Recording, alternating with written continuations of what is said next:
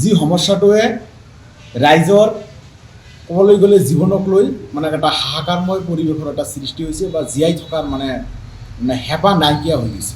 আজি দেখিছে দক্ষিণ হালমাৰা মানকাছৰ জিলাত হাজিৰহাট বৰবালু আমাৰ মান্দাৰ পৰা সুকচৰ নেৱাজিজপুৰ বাংৰিচৰ আৰু মালিয়ালগালৈকে আজিৰ দিনত যি হাৰত ব্ৰহ্মপুত্ৰ গড়খহনীয়া অব্যাহত আছে, এই ক্ষেত্ৰত নীৰৱ ভূমিকা পালন কৰিছে অসম চৰকাৰে, দক্ষিণ হালমাৰা মানকাছৰ জিলা প্ৰশাসন আৰু দক্ষিণ হালমাৰা মানকাছৰ জিলাৰ জলসম্পদ বিভাগ। বৰ দুখৰ বিষয়, অসম চৰকাৰে অসমৰ বিভিন্ন জিলাত যি হাৰত ব্ৰহ্মপুত্ৰ গড়খহনীয়াৰ কাম কৰিছে, নদী বান্ধৰ কাম কৰিছে, তাৰ 30% কামো দক্ষিণ হালমাৰা মানকাছৰ জিলাত হোৱা নাই। আৰু যদিও দক্ষিণ হালমাৰা মানকাছৰ জিলাত কেইবাটা ফাণ্ড অসম চৰকাৰৰ ফালৰ পৰা দিছিল, নাইবা প্ৰাক্তন জলসম্পদ বিভাগৰ মন্ত্ৰী পীযুষ হাজৰিকা ডাঙৰীয়া আহিছিল, তেখেতে যিখিনি কাম কৰিছিল তেখেতৰ টাৰ্মত গোটেইখিনি কামত বেমেজালি কাম কৰিছিল আৰু সম্পূৰ্ণৰূপে তাতে কাম হোৱা নাছিল, যাৰ বাবে ব্ৰহ্মপুত্ৰ গড়খহনীয়া আজিৰ দিনত ইয়াত অব্যাহত আছে। আজি চাওক, আমাৰ ছাত্ৰ সন্থাৰ এটাই দাবী, আজি আমি জিলা আয়ুক্ত মহোদয়ক লগ কৰিছোঁ, স্মাৰক পত্ৰ দিছোঁ আৰু আমাৰ দাবী কেইবাটাও আমি উত্থাপন কৰিছোঁ। আমাৰ কথা হ'ল ব্ৰহ্মপুত্ৰ গড়খহনীয়াক ৰাষ্ট্ৰীয় সমস্যা হিচাপে ঘোষণা কৰিব লাগে।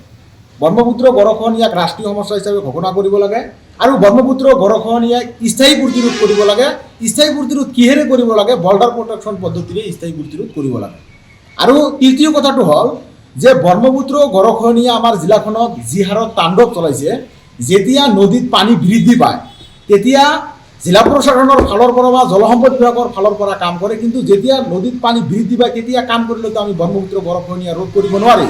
ব্ৰহ্মপুত্ৰ গড়খহনীয়াৰ কাম কৰিব লাগে ডিচেম্বৰ আৰু জানুৱাৰী মাহত, যেতিয়া নদীত পানী নাথাকে, নদীৰ মানে তলৰ ফালৰ পৰা কি কৰিব লাগে, বল্ডাৰটো একেবাৰে গুচাই উঠাই কেনেহে আমাক কাম কৰিব লাগে। কিন্তু এতিয়া দেখা গৈছে যেতিয়া মানে এমাৰ্জেঞ্চি ফাণ্ড চৰকাৰৰ ফালৰ পৰা দিয়ে, তেতিয়া বাঁহৰে তেখেতসকলে ব্ৰহ্মপুত্ৰ গড়খহনীয়া ৰোধ কৰাৰ মানে চেষ্টা চলায় আৰু খুঁটা, চেমেণ্টৰ যিটো মানে খুঁটা, এই খুঁটা দি তেখেতসকলে ব্ৰহ্মপুত্ৰ গড়খহনীয়া ৰোধ কৰিব বিচাৰে।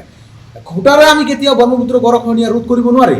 আৰু বিশেষকৈ এটা কথা দেখা গৈছে যে দক্ষিণ হালমাৰা মানকাছৰ জিলাৰ যিবোৰ ৰাজনৈতিক দলৰ নেতা আছে বা ৰাজনৈতিক বিষয়া আছে, তেখেতসকলে যেতিয়া ইয়াত নিৰ্বাচন অনুষ্ঠিত হয় তেতিয়া ডাঙৰ ডাঙৰ ভুৱা প্ৰতিশ্ৰুতি দিয়ে যে মোৰ নেতা হ'ব পাৰিলে ব্ৰহ্মপুত্ৰ গড়খহনীয়া সম্পূৰ্ণৰূপে শেষ কৰিম।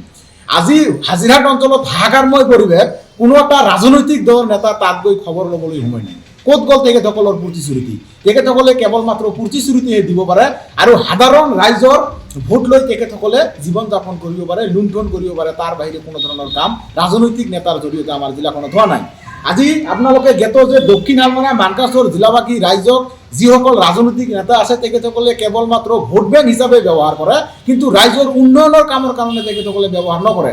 আজি যদি উন্নয়নৰ কামৰ কাৰণে ব্যৱহাৰ কৰিলেহেঁতেন তেনেহ'লে চকুৰ পলকতে হাজিৰহাট অঞ্চলৰ এটা প্ৰাথমিক বিদ্যালয় কি হ'ল, সম্পূৰ্ণৰূপে নদীৰ বুকুত বিলীন হৈ গ'ল। তাত ছাত্ৰ ছাত্ৰীসকলে অধ্যয়ন কৰিব নোৱাৰা হৈছে, অঞ্চলটো জুৰি এটা মানে হাহাকাৰময় পৰিৱেশৰ সৃষ্টি হৈছে। কিন্তু দেখা গৈছে আজিৰ দিনতো কোনো ধৰণৰ ব্যৱস্থা তেখেতসকলৰ ফালৰ পৰা কৰা নাই।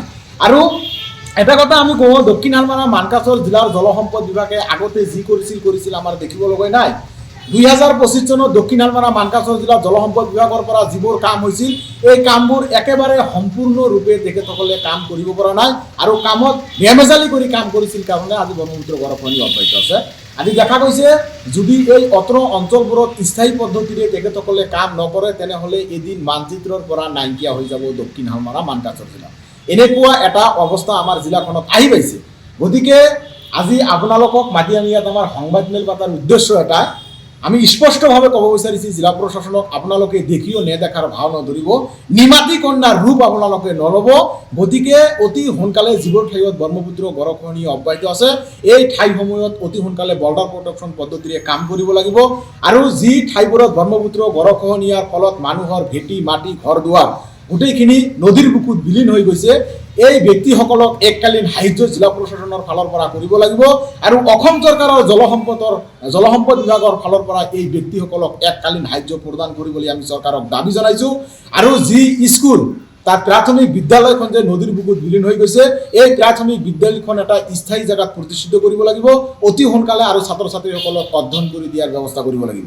আৰু দ্বিতীয়টো কথা হ'ল যিটো PWD ৰোড, হাজিৰহাটৰ পৰা হাঠিঙিমাৰিলৈ অহা আমাৰ যি PWD ৰোডটো আছে এই ৰোডটো ভাবুকিত পৰিছে মানে সৰ্বশত এইটোৱে কৰিব লাগিব যে তাত তৎকালীনভাৱে জলসম্পদ বিভাগৰ ফালৰ পৰা কাম আৰম্ভ কৰিব লাগে, বৰ্ডাৰ প্ৰটেকশ্যন পদ্ধতিৰে কাম আৰম্ভ কৰিব লাগে, নাইবা জিঅ' বেগেৰে কাম আৰম্ভ কৰিব লাগে। কিন্তু বহি থাকিলে নহ'ব, কেৱল আহি অফিচত বহি থাকিব আৰু দৰমহা খাই থাকিব, এইটো নহ'ব, এনেকুৱা ছিষ্টেম নহ'ব।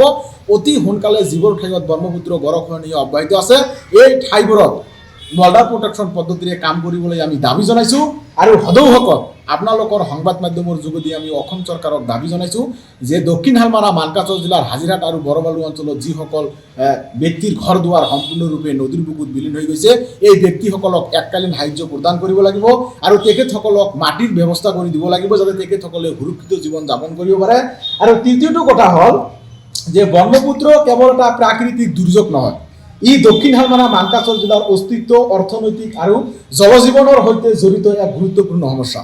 এই বিষয়টোক সৰ্বোচ্চ গুৰুত্ব সহকাৰে বিবেচনা কৰি তাৎক্ষণিকভাৱে আৰু স্থায়ী সমাধানৰ প্ৰয়োজনীয় পদক্ষেপ গ্ৰহণ কৰিবলৈ আমি চৰকাৰক দাবী জনাইছোঁ। আৰু বিশেষকৈ সদৌসকল পুনৰাই আপোনালোকৰ সংবাদ মাধ্যমৰ যোগেদি অসম চৰকাৰ, জলসম্পদ বিভাগ, দক্ষিণ হালমাৰা মানকাচৰ জিলাৰ জলসম্পদ বিভাগ আৰু জিলা প্ৰশাসনক আহ্বান জনাইছোঁ যে দক্ষিণ হালমাৰা মানকাচৰ জিলাৰ হাজিৰহাটৰ পৰা আৰম্ভ কৰি কালিয়ালগালৈকে যি ব্ৰহ্মপুত্ৰ গৰাখহনীয়া অব্যাহত আছে এই ব্ৰহ্মপুত্ৰ গৰাখহনীয়াত স্থায়ী প্ৰতিৰোধ কৰাৰ ব্যৱস্থা কৰক আৰু উক্ত অঞ্চলৰ ৰাইজক সুকীয়াভাৱে জীৱন যাপন কৰিবলৈ দিয়ক।